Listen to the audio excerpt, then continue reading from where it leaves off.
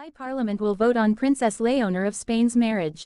What if a royal wedding were not just a love story, but a constitutional moment, one capable of shaking a nation's political foundations, redefining the monarchy's future, and forcing Parliament to take a historic vote?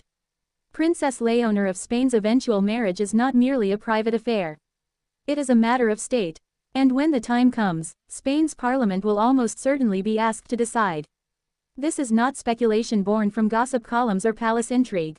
It is rooted in Spain's constitution, its modern democratic history, and the delicate balance between monarchy and parliament that defines the Spanish state. To understand why lawmakers will vote on Princess Léonor's marriage, we must look beyond romance and into law, legacy, and national stability. A princess unlike any other before her. Princess Léonor de Borbón y Ortiz is not just another European royal whose wedding might make headlines for gowns, guest lists, and fairy tale imagery. She is the Princess of Asturias, the heir presumptive to the Spanish throne, and the future Queen of Spain. That distinction changes everything. As the eldest daughter of King Felipe VI and Queen Letizia, Léonor stands first in line to inherit the crown under Spain's system of male preference primogeniture, which, in practice today, allows her to reign unless her parents have a son. Her role is not symbolic or ceremonial alone, it is constitutional.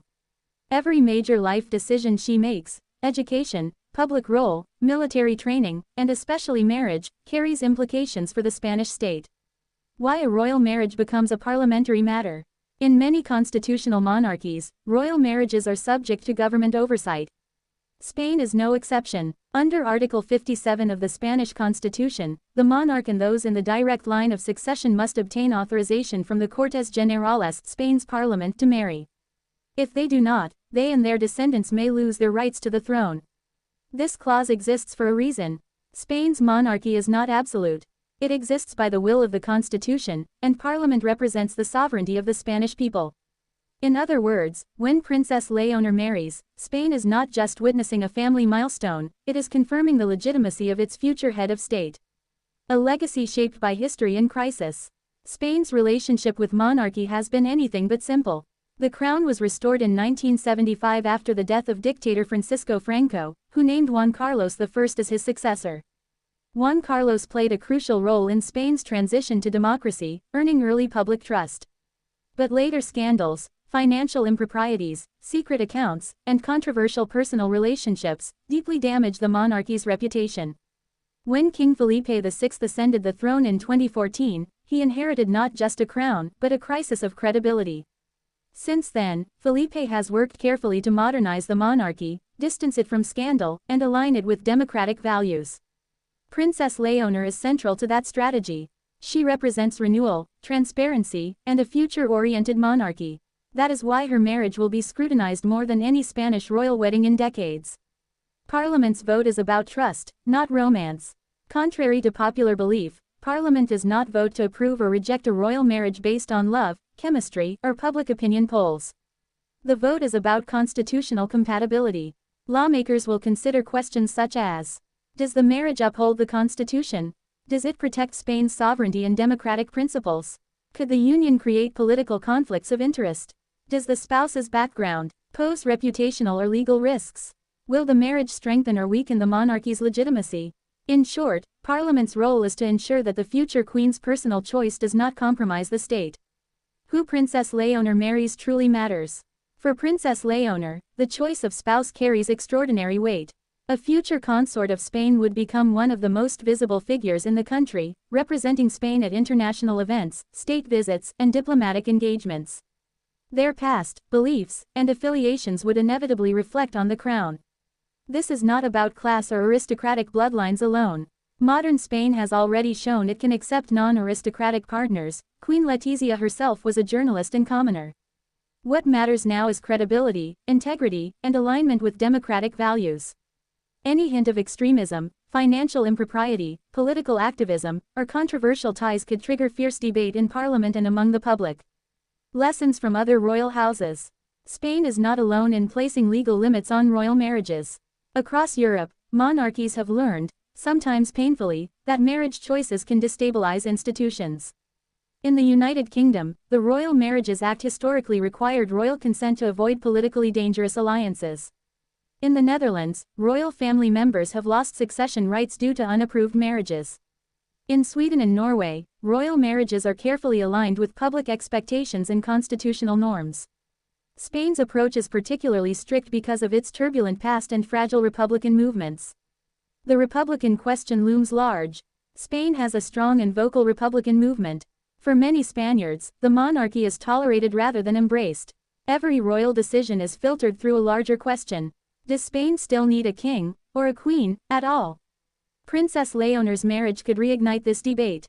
A poorly received match could provide ammunition to Republican parties calling for a referendum on abolishing the monarchy. A well-received marriage, by contrast, could reinforce the crown's relevance for a new generation. Parliament's vote, therefore, is not just procedural. It is symbolic, a public endorsement of continuity. The role of political parties. When the time comes, the parliamentary vote will likely expose political fault lines. Center-right parties traditionally support the monarchy as a stabilizing institution.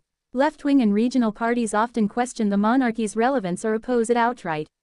Separatist parties, particularly in Catalonia and the Basque Country, may use the vote to challenge the legitimacy of the Spanish state itself. This means Princess Léonor's marriage could become a political battlefield, even if no one questions her personally. Timing is everything. Princess Léonor is still completing her military training and academic formation, carefully preparing for her future role. Any discussion of marriage remains hypothetical, for now. But timing will matter enormously. A marriage announced during political instability, economic crisis, or territorial tensions could complicate parliamentary approval.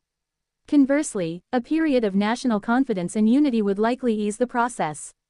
The royal household is acutely aware of this. Nothing about Léonor's future will be rushed. The quiet hand of King Felipe VI. Behind the scenes, King Felipe VI's influence will be decisive. As a monarch who deeply respects constitutional boundaries, Felipe understands that his daughter's marriage must be beyond reproach. He will likely ensure that any future partner for Léonor is discreetly vetted long before Parliament is ever asked to vote. Philippe's own marriage to Queen Letizia, once controversial, proved that modern choices can succeed when handled with transparency and dignity. That lesson will guide him as a father and as a king. Public opinion will shape parliamentary courage. Although Parliament votes independently, lawmakers are not immune to public sentiment. A popular Princess Léonor, admired for her seriousness, preparation, and sense of duty, enjoys considerable goodwill. If the public broadly supports her choice of partner, few politicians will risk opposing it openly. However, if controversy arises, the vote could become a test of political courage and opportunism. What happens if Parliament says no? This is the question few like to ask, but it matters. If Parliament were to refuse authorization, Princess Léonor would face an impossible choice. Proceed with the marriage and renounce her rights to the throne, or abandon the relationship in favor of her constitutional duty. Either outcome would send shockwaves through Spain. Such a scenario would challenge the monarchy's human face and fuel arguments that the institution is incompatible with modern personal freedoms. That is precisely why every effort will be made to avoid such a confrontation. A future queen under modern scrutiny. Princess Léonor is growing up in an age of relentless media attention, social networks, and instant judgment. Unlike monarchs of the past, she will not be granted privacy simply because of her title. Her marriage will be dissected not just by politicians and historians, but by millions of citizens who see her as a symbol of Spain's future. Parliament's vote will reflect that collective gaze. More than a wedding, a constitutional moment. When Parliament eventually votes on Princess Léonor's marriage, it will not be voting on love.